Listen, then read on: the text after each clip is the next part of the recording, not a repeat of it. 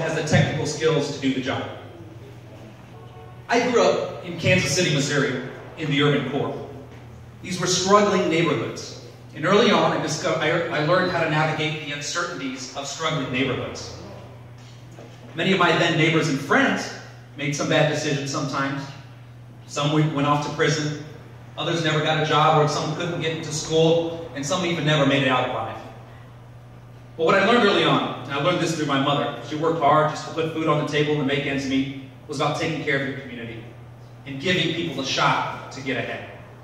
My mother was a single mom, and she served burgers at a burger joint. She sold Mary Kay and Avon on the side just to make ends meet. And I later learned that there were times where she didn't even have a meal because there was enough food left over after my sister and I ate. And that was the kind of sacrifice that I learned early on to make to take care of our community, to make sure we're building resilient communities. It was a test question in school that I got once that made me realize that I lived differently than some families, that our family lived a little bit differently than some other families. And the test question was this: which jar of peanut butter should a family buy? And I immediately picked the least expensive jar of peanut butter, because that's what my family would always do, whatever was the cheapest.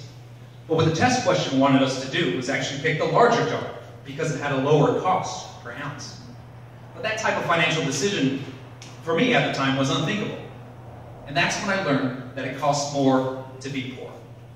But there's simple ways to change it. There's ways to get around it. And when I think of the Treasurer's Office and what I want to do, we can do that starting with financial literacy. Right now, St. Louis has one of the largest unbanked populations of any major U.S. city. We also know that there are 900 more payday loans and check cashing outlets in Missouri than there are McDonald's in the state of Missouri, than there are McDonald's in the state of Missouri. And that's just unbelievable. So when I started seeing some of these issues and realizing some of the struggles families face, I see them over and over trying hard to work ahead and get ahead, but just weren't getting ahead. I realized that I had to get smart on the issues. So I went to college. I studied business and economics at St. Louis University to get smart on the issues. I also went to Columbia University in New York and studied a public and economic policy degree, a master's degree. And in between those two experiences, I worked at the Federal Reserve Bank. And there was a specific research project that we did where we started to follow some of the working families and figure out some of the issues that they face and some of the challenges that they face. And I followed a particular group of workers that worked at a meatpacking plant. They were mostly Hispanic and African American, and they lived in trailer parks. And they would get up in the morning, get their kids sent off to school around 4:30. They would be at the meatpacking plant at 6 a.m. working hard. And all these families would work hard, but just couldn't get ahead. They keep working hard, but just couldn't get ahead. And one of the things that I discovered that was a common denominator with these families is that most of them didn't have bank accounts. And the reason why that most of them didn't have bank accounts is because they didn't know they could get one. It's how they've always done business.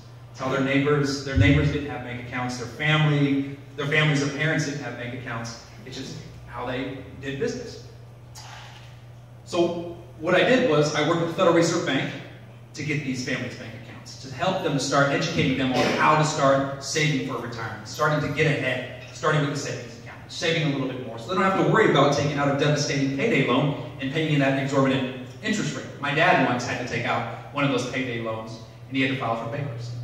And I want to make sure that I'm fighting for these families that just can't get ahead, and I'm going to put them first in the Treasurer's Office. That's one thing that I'm committed to doing, is I understand the struggles that these families face.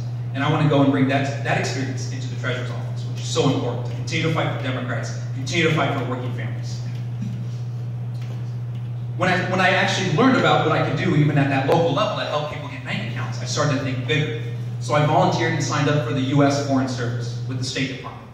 I started during the Bush administration and worked through the Obama administration, and that was when I first saw what struggling communities on an international level face and how that impact affected how I learned, how I know, and the passion that I have for economic security and for public service.